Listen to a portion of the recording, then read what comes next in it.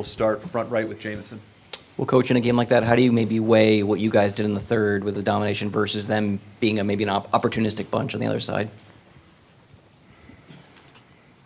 We'll take the parts of the game that we think we can improve on. We'll look at those. We'll take up parts of the game that we like a lot, try to manufacture more of it, keep some perspective onto the final score in the last two or overtime games, and one very tight. And tonight there was a little more action, certainly by us. So count it for what it is and make sure we understand the accounting of the series is 2-1 and get after it. Left side, second row. You talked about a lot more action from you guys that third period after you changed the lines. What did you see that helped with that spark? And just what led to the changes there? Yeah. Just a different look by certain players. I just thought that you find the guys that are going partway through the game, and sometimes you got to pull them together. And we flipped Verhaeghe with Barkov and Bennett over the last 2 years. That kind of continues. You're just looking for a little jump, a little speed on that line, and we had some guys that were going. Just wanted to give them a better chance, get them out there when I could. Front left, Mike. Paul, emotionally, when you do have a period like that in the third and you can't, you come back, but you can't put them away, especially the last 5 minutes where they were trying to almost ice the puck to the end of regulation. Like, how do you emotionally recoup, and do you think there was a sag?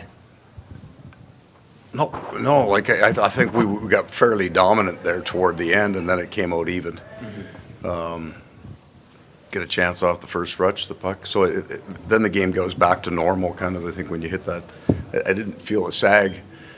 You got the adrenaline, you've got the jump, you got the crowd behind you, and you get a real hard push there. Going from 2-4 to 4-4 is, I don't know that we should expect to win the game outright in that third period just because we played real well. Our expectation at home is that we can keep it to 2 and maybe 3 that we give up, not 4. At the same time, I don't know how many pucks we put to the net. Lord knows we left most of our offense off shin pads or wide of the post, right? I don't know what the numbers were, but I'm going to bet we had more block shots and probably missed shots to be close to the number we got to the net. So there's a lot of fertile ground there for us to mine to get to. Front left. Anytime you lose an overtime playoff game, it seems to be a gut punch. But are there degrees to that? Because this one kind of, Game 2, New York was a better team in overtime, but you guys were better 3 through 4. Yeah. I don't know. I've never felt too jolly after any overtime wins. You're just grumbly, and then there'll be a break point for me, afternoon game, either late tonight or early in the morning. You sit down and get back to work, and you map out a plan out. Front right. Paul, what did you make of the Trouba hit and the decision not to give it a major? I think I got enough on my plate. I'm not gonna do any refereeing or player safety tonight. I'll just stick with the coaching. Sam Reinhart said, you guys are a defensive team at heart. Do you feel like you need to maybe tighten some things? And you obviously dominate so much in the opposite zone, but there's some things, maybe some breakdowns you need to clean up. Yeah, I don't think they're overly repeatable or repetitive, sorry.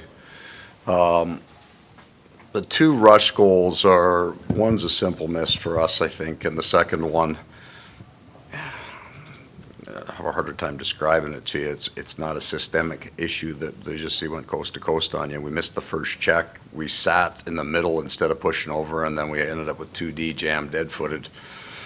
So it's not. I'm not feeling that. Certainly not extended zone time in our end of the ice. They beat us off the rush. Overtime game winner. We got a puck in behind us last game. Don't think there's much there.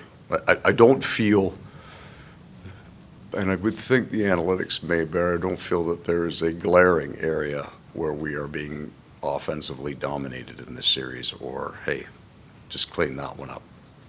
Take one more question, back left. Paul, obviously these guys have their own ways of handling games like this, but how do you make sure they keep their heads up, and what was your overall message to them after a loss like this? Yeah, sometimes you want to keep the growl. A lot of times in the playoffs, it's about making sure that you keep that energy full, that you cut off your losses, that you let it go. Then there's times you want to keep it and eat it and let it burn for a while and find a different kind of energy source. So I think you put up whatever we put up tonight and you don't come away with the win, you should be a little growly.